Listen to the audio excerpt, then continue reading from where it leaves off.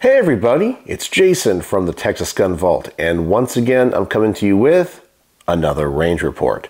And today's range report is on the Springfield Armory XDs 3.3.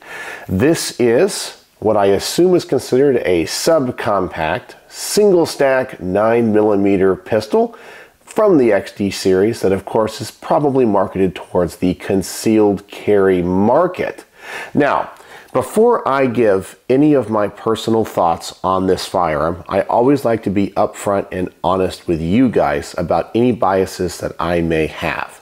And if you have been watching my channel for any length of time, you guys know I'm not really the biggest fan of Springfield Armory because of their support of gun control in the past. And I know many people will tell me I need to forgive them. It's just the nature of business.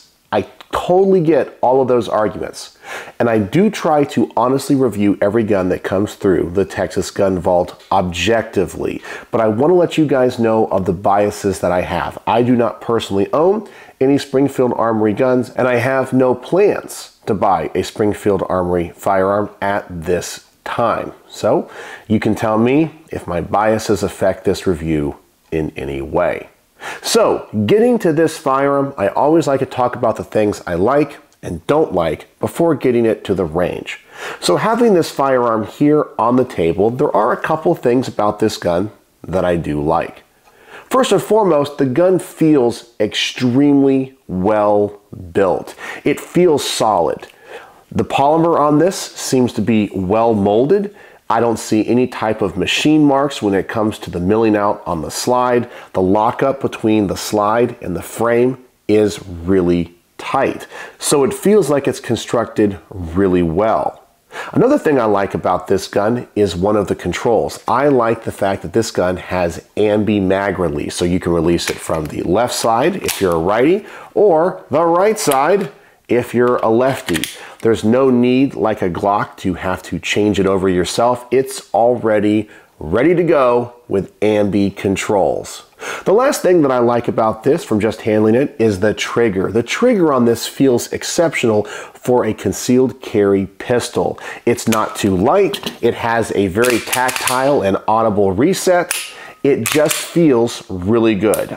I would say from just pulling the trigger here, it's very similar to that of a Glock, maybe 5.5 pounds, maybe 6 pounds, which I think is perfect for concealed carry. You definitely don't want to have anything that is too light, but the trigger is very predictable in how it feels. So you feel like you have a lot of control with it if you've practiced with it.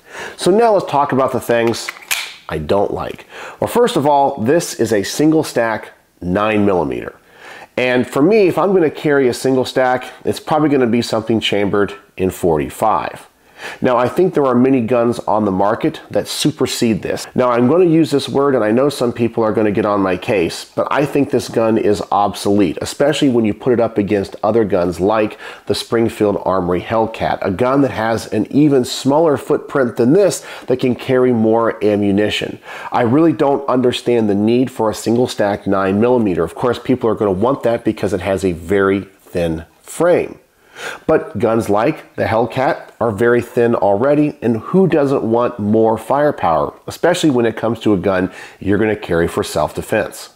I also think that this thin frame is going to lend itself to being a little bit uncomfortable. I've shot very thin guns in the past, even ones that are not chambered in very powerful cartridges, and many times because of the thin frame, it kind of rubs in my hand kind of a weird way because you have all that recoil coming back into a very narrow part of your hand. Now let's talk about the grip texture. This is a very unique grip texture in that you have these pyramidal structures here, but they're very large as compared to many other pistols. So I really wouldn't call this stippling. They don't really seem to be too aggressive. They're just an odd size. I'd really like to see those to be a little bit smaller and be a little bit more sandpaper texture like a Smith & Wesson M&P or maybe a Glock Generation 5. I think that would serve this gun a little bit better. I really feel that if my hands were wet or oily, this surface really isn't going to give me a lot of purchase on this grip. Now, another thing I'm not really a huge fan of is the length of pull. So the distance between the back strap and the front of the trigger. It just seems to be a little bit long, especially for a 9mm and a gun this thin. So when I hold it, it feels kind of weird in that my finger has to be extended just a little bit too far. I think this is actually going to affect my accuracy a little bit. If this grip was a little bit fatter, it would feel a little bit more natural, or if the length of pull was a little bit shorter, it would seem to be more balanced compared to how narrow it is. I know that's kind of a qualitative thing based off of the size of my hands. And yes, I got pretty big hands and my fingers are kind of meaty. So a gun like this and shaped like this kind of bothers me. Maybe it wouldn't you. So with all of that said, let's get this gun to the range. Let's put a magazine through this and see what my initial thoughts are.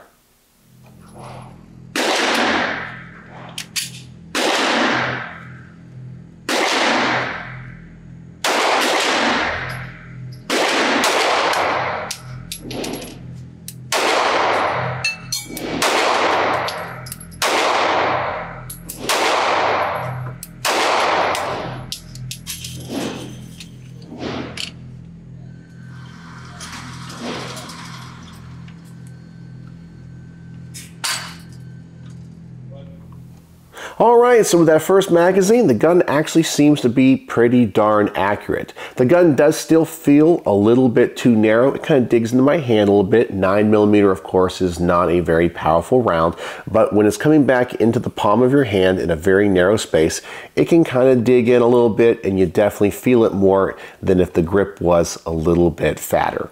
The trigger on this is really nice. I love the reset. I love how it's tactile and audible. It's very predictable. It's exactly what I would want from a personal defense pistol. So I absolutely love that. Now, something I didn't like, of course, is because this is a single stack pistol, you only get 7 rounds. So I really wasn't able to put a lot of rounds down range. The gun does come with an extended 9-round magazine, but that's still not even as much as the smallest magazine on the Hellcat. Now you have a much longer grip. You can get your pinky on that. That might help me make the gun feel a little bit more comfortable in my hand. I'm going to use this magazine in the next portion that I call the accuracy portion. Now this is the portion of the range report where I put the target out about twice the distance that I just had it, between 12 and 14 yards, and I want to see if me, as an average shooter, I'm not a trick shot, I'm not a competition shooter, if this group opens up any. Of course I expect it to, but I'm hoping to keep all these rounds on target. I'm going to go for the head at 12 yards, 9 rounds, and before I show you the clip, I want to apologize for the other people that are at the range. You're going to see somebody that has a laser sight. It's going to be all over the place, and they're just dumping rounds without even aiming. It's one of those annoying, obnoxious things sometimes you get at ranges. Personally, with the price of ammunition, I want to make every shot count, but some of these people don't seem to care, and they just have some type of fun little laser pointer. They weren't being dangerous. They didn't point the gun in an unsafe direction. It's just really obnoxious and annoying when I'm trying to film a range report, so please ignore that. But let me show you how this gun performs at a little bit longer distance and how I shoot it.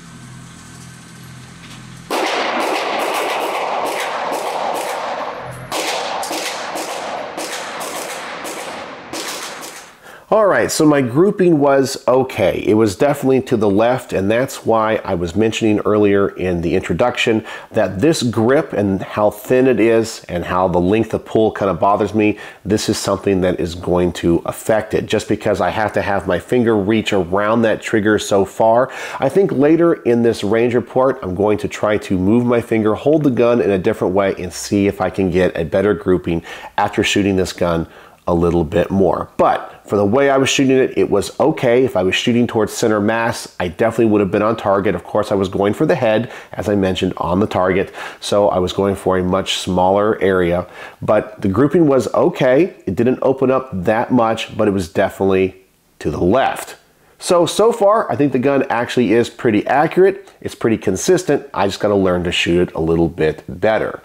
Well, now I'm going to give my wife Becky a shot. She always enjoys taking every gun that comes through the Texas Gun Vault for a spin. I always like to get her thoughts and perspectives because she's a completely different type of shooter than I am, and she has different concerns. I'm going to let her shoot 2 magazines and get her initial thoughts and opinions. So let's see what she thinks.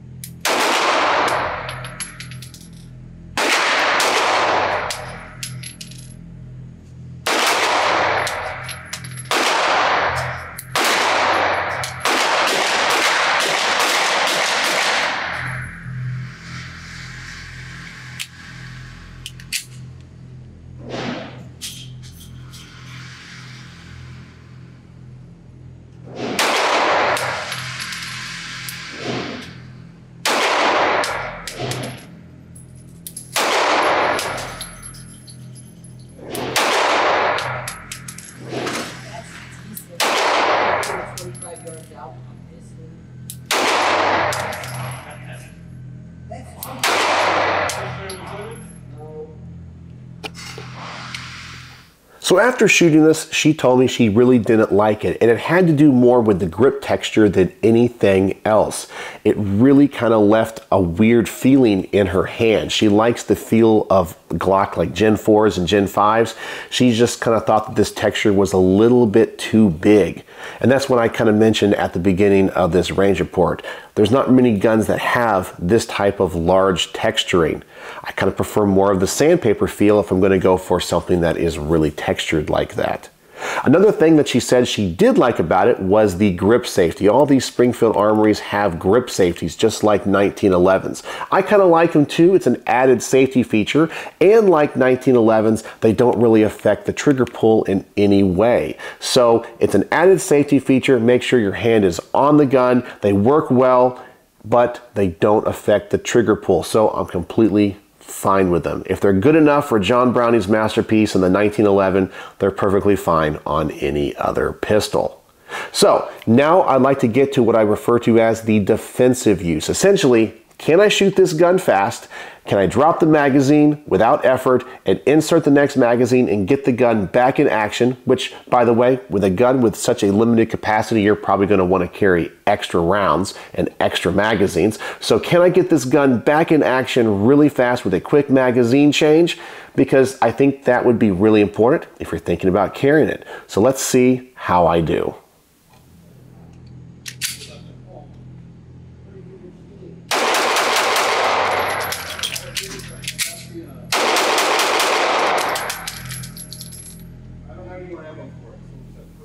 Well, that went exceptionally well. I love the fact how on this gun, when I drop the magazine, this magazine just flies out of here. It just gets right out of the way for you to be able to change magazines and reinsert and get that gun back in action. And as for the reinsertion, it was really easy. Even though this magazine well is not flared or beveled, I didn't have any problem finding it and inserting it. There was no hang-ups whatsoever. In fact, I think I did this faster than just about any other gun I have tested in this way on my range reports. And I think that's really important for a gun of such limited capacity. So now I want to go one more time and see if I can get an even better grouping. I'm going to bring the target back into about 7 yards. Now that I understand how the gun shoots and what its tendencies are and how this grip frame feels in my hand because of how narrow it is, I'm going to kind of rotate my hand a little bit, see if I can get a better finger placement on the face of the trigger and get a better grouping. It's not going to be the most comfortable for me, but because of the size of my hand and the grip, I might be able to do pretty well with it. So let's see if I can improve on what I've already done.